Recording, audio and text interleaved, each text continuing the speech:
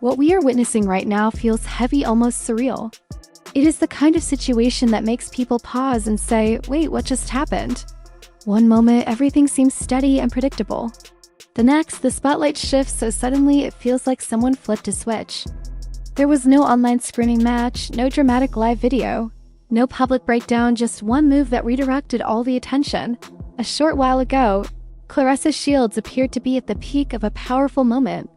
She had a major fight, was doing interviews everywhere, her name was in headlines.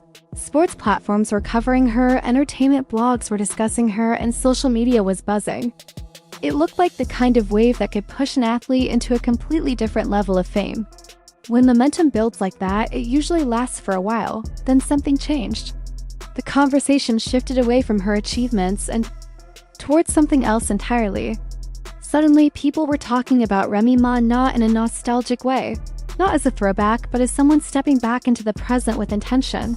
Many believe Remy did not simply reappear. They think she chose her moment carefully, not with loud arguments or emotional reactions, but through planning. Whether that belief is accurate or not, it has shaped how people interpret what happened. To really understand why this situation feels so intense, we have to slow down and examine it step by step. At first, the public story seemed straightforward. Claressa was gaining visibility outside of boxing. Her fights were drawing attention from broader audiences. She was speaking on panels, appearing on talk shows, and strengthening her brand. Everything looked organized and focused. Meanwhile, some critics quietly suggested that Remy Ma's biggest days were behind her. They described her as someone from a previous chapter in music culture. That assumption lingered for a while, but assumptions can age poorly. While Claressa moved through interviews and media appearances, Remy was reportedly building something behind closed doors. She was not responding to online chatter. She was not engaging in public back and forths. Instead, she was working on structural projects, production plans, partnerships, distribution. Then came the announcement of her own network. That reveal made people raise their eyebrows. It did not come during a quiet period, nor did it wait until the media cycle slowed down. It arrived right in the middle of Claressa's promotional run. The overlap caught people's attention immediately. Online commentators began comparing dates, looking at Claressa's interview schedule and social media posts, and lining those up with the timing of Remy's launch announcement. Some felt the alignment looked too neat to be random. Of course, no one outside their inner teams can confirm intention. But in the age of digital analysis, perception becomes powerful. Once people believe the timing was deliberate, the conversation takes on a life of its own. Once the internet starts digging, it really stops.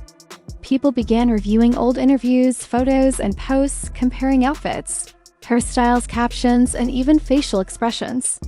Screenshots were placed side by side.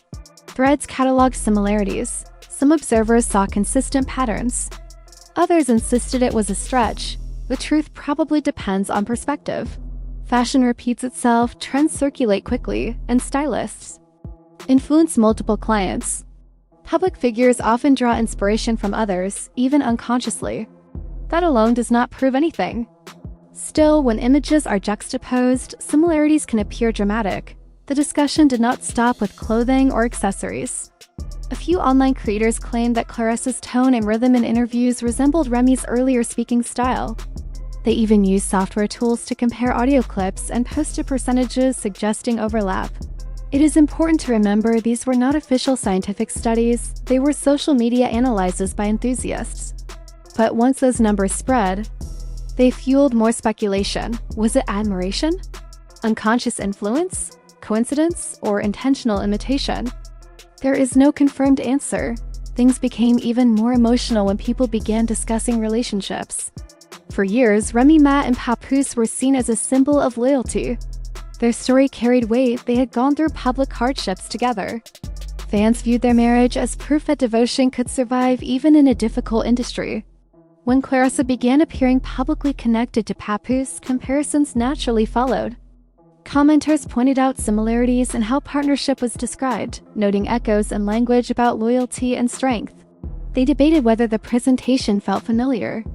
Again, these are interpretations, not proven facts, but relationships carry emotional significance.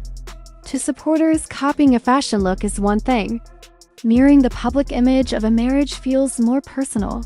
According to people close to Remy, she did not jump online to address these comparisons. She did not post subtle hints or indirect comments, she stayed quiet. That quietness became meaningful in itself. Some saw it as maturity. Others saw it as strategy. They believed she was observing, documenting, and waiting rather than reacting impulsively. They pointed to her past experiences in the industry and suggested she had learned patience through hardship. At the same time, Claressa continued doing what she has always done: training, competing, promoting her career, and celebrating victories. Then the network announcement made everything feel connected. Insiders described the network as more than a simple talk show. They said it includes organized programming, guest bookings, advertising agreements, and professional production elements. One segment that generated particular curiosity is rumored to be called the Black Book. According to online chatter, it could involve revealing stories and documented information about industry dealings. Speculation suggested that Claressa's name might be included. There is no public confirmation of that, but even the possibility added tension. Since the announcement, Claressa has not issued a direct public response about these allegations. That silence has sparked theories. Some think her team advised her to avoid fueling the story. Others believe a statement may be coming. A few dramatic voices online suggest chaos behind the scenes, but speculation does not equal fact. What we do know is that the internet does not often wait for proof. Once a storyline gains traction, it spreads rapidly. There have also been unverified claims that Remy faced resistance before her network launched. Supporters said there were efforts to discourage investors or create doubt about the project's viability. Whether that is accurate or not, the narrative has strengthened the image of her as someone overcoming obstacles quietly. If she has documentation supporting those claims, the premiere could shift opinions dramatically. If not, the excitement might fade. It helps to pause and imagine both sides emotionally.